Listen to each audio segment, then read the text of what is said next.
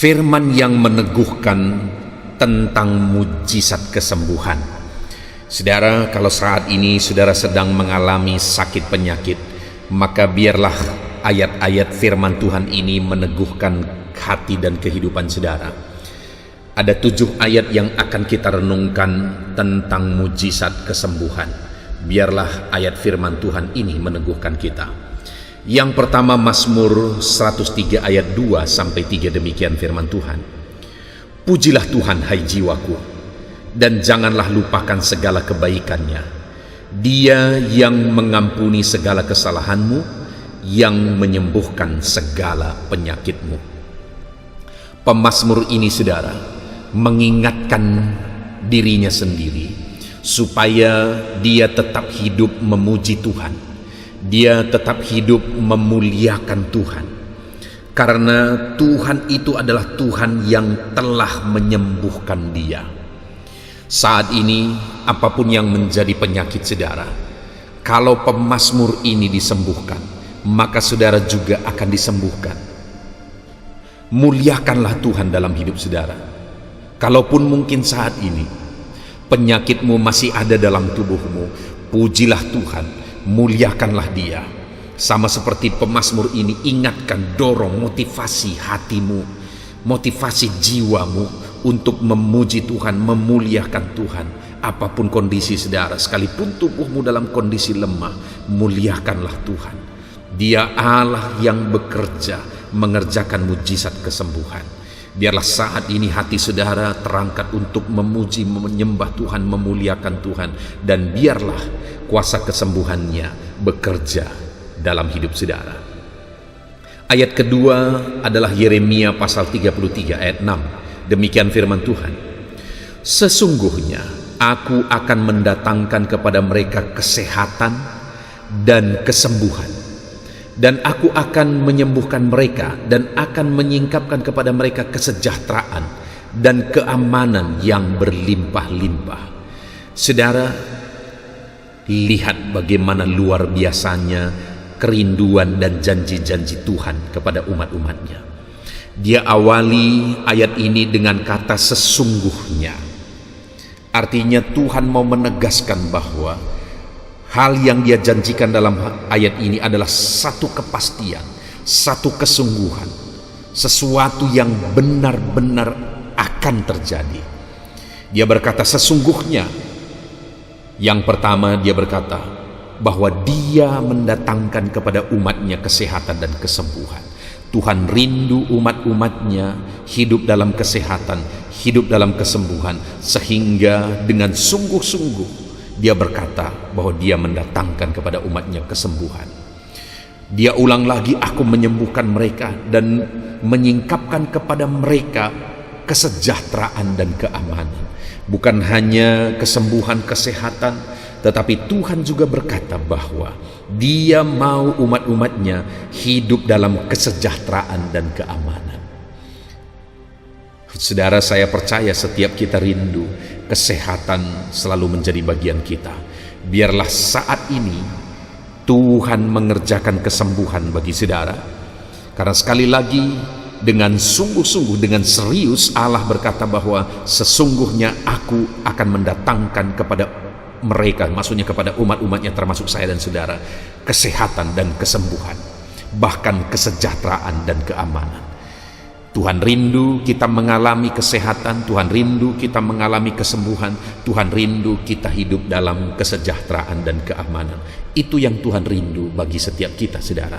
Itu sebabnya percayalah bahwa Allah sanggup menyembuhkan kita, bahwa Allah berkuasa menyembuhkan setiap kita. Ayat selanjutnya, saudara, adalah dari Matius pasal yang ke-19 ayat 2. Demikian firman Tuhan. Orang banyak berbondong-bondong mengikut Dia, dan Ia pun menyembuhkan mereka di sana. Saudara, ayat ini menjelaskan, mencatat tentang bagaimana orang-orang banyak berbondong-bondong untuk mengikut Yesus. Dan firman ini mencatat juga bahwa saat begitu banyak orang berbondong-bondong mengikut Yesus, Ia menyembuhkan mereka yang sakit. Jadi pada saat itu ada begitu banyak orang mengikut Yesus, dan begitu banyak juga orang yang sakit karena mereka memang rindu melihat Yesus. Selain rindu melihat Yesus, mereka juga rindu mengalami mujizat kesembuhan atas penyakit mereka. Dan pada saat mereka datang untuk mengikut Yesus, Yesus peduli dan Dia menyembuhkan mereka di sana. Kalau pada waktu itu orang-orang yang mengikut Yesus dipedulikan oleh Yesus, saudara, dan Tuhan Yesus menyembuhkan mereka, hari ini juga saya dan saudara sebagai pengikut Yesus, kita juga akan mengalami mujizat kesembuhan yang Dia kerjakan dalam kehidupan kita. Ayat selanjutnya, saudara, adalah dari Matius pasal yang ke-8 ayat 5-7. Demikian firman Tuhan. Ketika Yesus masuk ke Kapernaum, datanglah seorang perwira mendapatkan Dia dan memohon kepadanya, "Tuan, hambaku terbaring di rumah karena sakit, lumpuh, dan ia sangat menderita." Yesus berkata kepadanya, "Aku akan datang menyembuhkannya." Saudara, di sini ada seorang perwira di Kapernaum, dan dia punya hamba di rumah, dan hamba itu mengalami sakit lumpuh dan sangat menderita. Dan ketika perwira ini mendengar tentang Yesus, maka dia datang kepada Yesus dan menceritakan situasi dan kondisi hambanya tersebut. Dan ketika Yesus mendengar itu, saudara, Yesus berkata bahwa aku akan datang menyembuhkannya. Artinya apa, saudara? Bahwa Yesus peduli kepada orang-orang yang sakit. Yesus peduli kepada orang-orang yang menderita. Dan kita tahu kisah selanjutnya, saudara, bahwa hamba perwira tersebut disembuhkan secara total oleh kuasa ilahi, oleh kuasa mujizat kesembuhannya. Hamba tersebut disembuhkan. Kalau hamba tersebut dipedulikan, saudara, maka hari ini saya dan saudara juga dipedulikan oleh Tuhan. Datanglah kepada Yesus, bermohonlah kepada Yesus, sama seperti perwira ini. Dia datang kepada Yesus dan dia memohon kepadanya. Demikian juga kita hari ini, datanglah kepada Dia dan mohonlah mujizat daripada Tuhan. Mujizat kesembuhan akan menjadi bagian saya dan saudara ketika kita datang dan memohon mujizat kesembuhan dari Dia. Ayat selanjutnya, saudara, adalah dari Yeremia pasal 30 ayat 17. Demikian firman Tuhan. "Sebab aku akan mendatangkan kesembuhan bagimu, aku akan mengobati luka-lukamu. Demikianlah firman Tuhan, sebab mereka telah menyebut engkau orang buangan, yakni sisa yang tiada seorang pun menanyakannya." Saudara, firman Tuhan ini datang kepada umatnya dengan mengatakan bahwa mereka telah menyebut engkau orang buangan, yakni sisa yang tiada seorang pun yang menanyakannya. Artinya, kepada siapa firman ini ditujukan adalah kepada orang yang saat firman ini ada ditujukan kepada mereka. Orang-orang tersebut adalah orang-orang yang terbuang, orang-orang yang tidak dipedulikan, tidak ada yang menanyakan.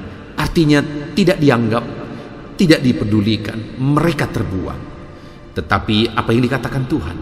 Aku akan mendatangkan kesembuhan bagimu, aku akan mengobati luka-lukamu. Demikianlah firman Tuhan.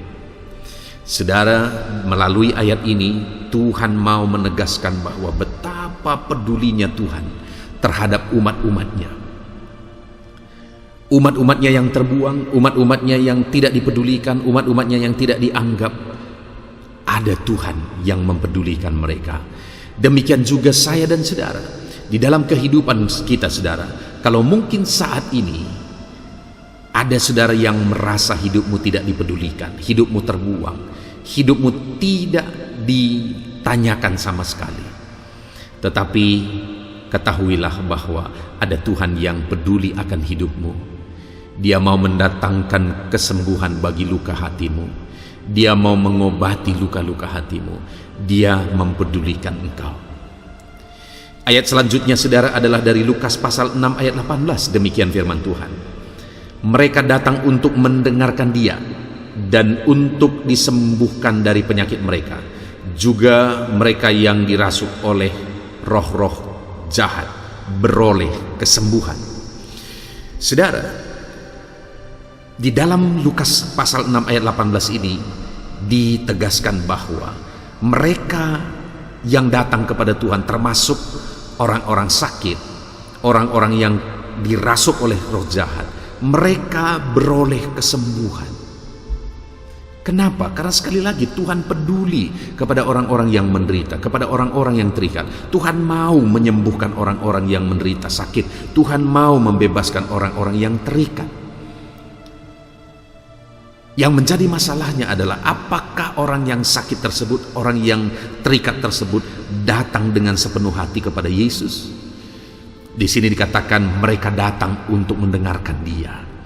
Saudara, mereka sakit, tetapi mereka datang kepada Yesus. Sekalipun mereka rindu kesembuhan, tetapi mereka datang kepada Yesus untuk mendengar pengajaran-pengajarannya. Dan saat mereka mendengar pengajarannya, Tuhan menyembuhkan mereka karena mereka juga rindu untuk disembuhkan. Demikian juga hari ini saudara.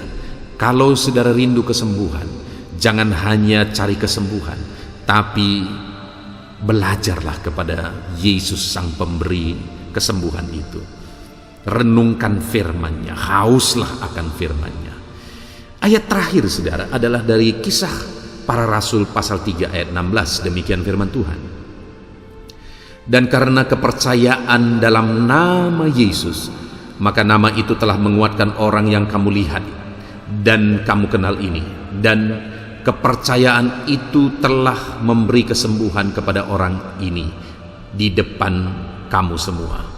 Saudara, di dalam konteks ini firman Allah menegaskan bahwa apa yang menjadi alasan terjadinya kesembuhan, mujizat kesembuhan, di sini dikatakan karena kepercayaan dalam nama Yesus. Nama itu nama yang berkuasa. Nama itu menguatkan orang yang sakit. Itu sebabnya saat ini saudara, biarlah setiap kita juga percaya akan kuasa nama Yesus. Kalau saat ini saudara sedang sakit, imani bahwa nama Yesus adalah nama yang berkuasa. Percaya bahwa nama itu sanggup menyembuhkan setiap saudara. Puji Tuhan saudara, kita sungguh bersyukur buat firman Tuhan yang telah kita renungkan. Ada 7 ayat firman Tuhan yang telah kita renungkan bersama. Bagaimana supaya kita mengalami mujizat kesembuhan dalam kehidupan kita. Biarlah kita tetap merenungkan firman Tuhan ini dan berpegang kepada firman Tuhan. Dan biarlah setiap saudara mengalami kesembuhan yang dikerjakan oleh Tuhan. Kita bersyukur buat firman Tuhan ini. Tuhan kiranya memberkati setiap kita. Puji Tuhan, Tuhan memberkati.